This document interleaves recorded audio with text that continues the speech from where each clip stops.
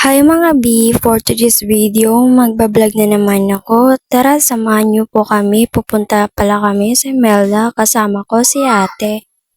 Naglalakad pala kami patungo kina auntie kasi doon lang kami sasakay ng tricycle. Sa paglalakad namin ay biglang may sinabi si ate, picturean ko daw siya. At nagpicture-picture na din kaming dalawa. Ito pala yung dadaanan namin patungo kina auntie. Ang layo-layo pa pero kinakrap ko na lang yung video para hindi kayo masyadong mabitin. Napakainit talaga ng panahon ngayon, no? Pero okay lang.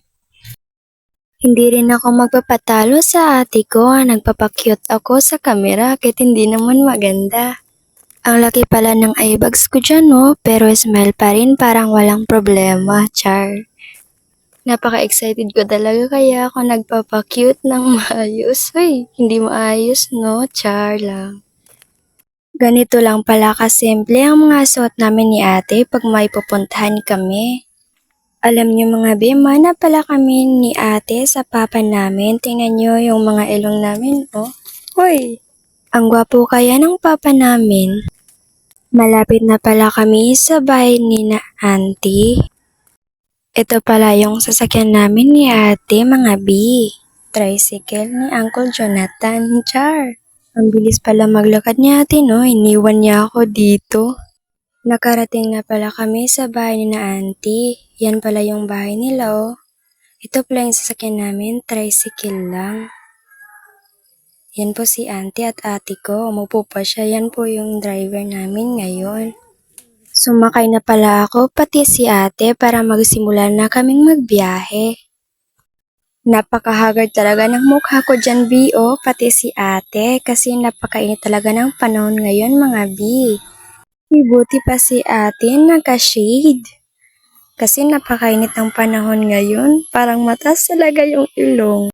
Dito pala ng lugar, mga B, maraming nadisgrasya dito na mga motor, kasi napakaano niya kasi. Kaya dumahan-dahan lang si Uncle sa pagdadrive para hindi kami matulad sa mga nangyayari dito. Napakalayo pala ng binyahe namin mga B, kaya i-crop ko na lang yung video ko. Abangan nyo na lang mamaya.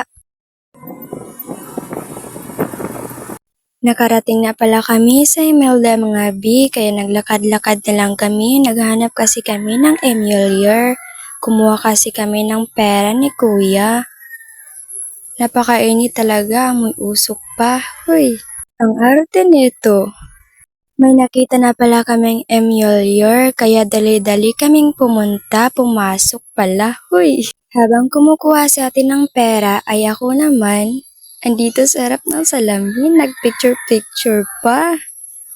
Para may pang my day mamaya, yan pala yung outfit ko mga B. Bye muna, abangan nyo na lang yung part 2. Yung umuwi na kami. Bye-bye mga B. Last video ko na to.